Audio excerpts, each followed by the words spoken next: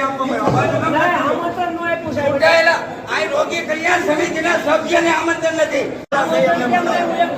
આમંત્રણ નહીં, અને એક કોઈ ચૂંટાયેલા નથી એને બધાને આમંત્રણ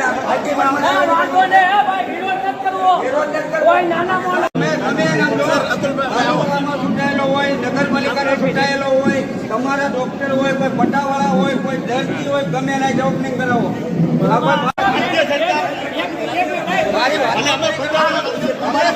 અમારા પટ્ટાવાળા કરશે, અમારા પટ્ટાવાળા વાંધો નહીં, અમારા ડોક્ટરો વાંધો નથી, અમારા વાંધો નથી. ભારત માતા કી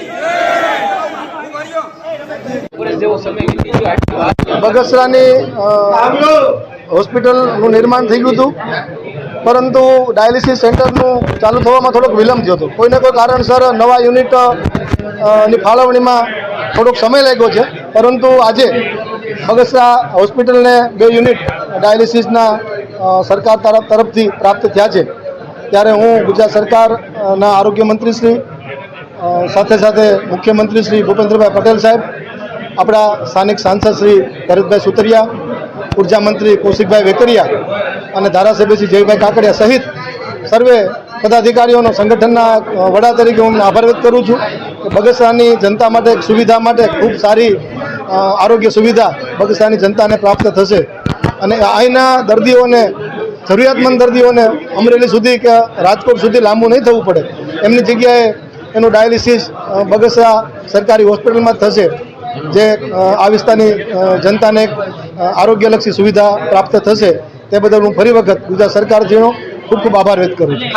ખાસ કરીને જે સરકારી કાર્યક્રમ છે, સરકારી માનસિક દ્વાર થાય ત્યારે જિલ્લા ભાજપ તરીકે તમે અત્યારે હતા અને તમારો વિરોધ કરવામાં શું કહેશો આમ આદમી પાર્ટી કરે છે? વિરોધ પક્ષોને વિરોધ કરવાનો જ હોય છે, મગર સત્તાધારી પાર્ટીએ લોકોની સુવિધાના જે પ્રશ્નો હોય ઉકેલવાના હોય છે. ત્યારે આ પ્રશ્ન ભારતીય જનતા પાર્ટીના શાસનમાં ઉકેલાનો છે, ત્યારે સ્વાભાવિક છે કોઈને ન ગમતું હોય તો વિરોધ કરે, પરંતુ ભારતીય જનતા પાર્ટીના કાર્યકર્તાઓના પ્રયાસોથી જ આ સુવિધા અહીં પ્રાપ્ત થઈ છે. ઉદઘાટન મારા હાથે હતું જ ને. ઉદઘાટન નગરપાલિકાના પ્રમુખનું નામ છે. ટેમ્પલેટ તો કોઈ હોઈ શકે.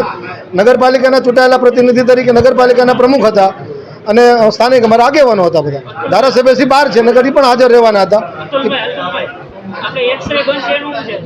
એક્સરે માટે મારા ધ્યાન ઉપર અત્યારે વાત આવી છે. એના માટે આપણે પ્રયાસ કરીએ વહેલી તકે બગસરાની જનતાને એક્સરેની જે સુવિધા છે ફરી વખત ચાલુ થાય એ પ્રયાસ કરીશું. હવે મને બહુ આ વિષય ખ્યાલ નથી, પણ આના હું પ્રયાસ કરું છું, વહેલી તકે ચાલુ થાય એવું પ્રયાસ કરાવું છું. એ વાત થઈ છે. અગાઉ અમે 7 તારીખે મુખ્યમંત્રીશ્રીને રૂબરૂ મળ્યા હતા.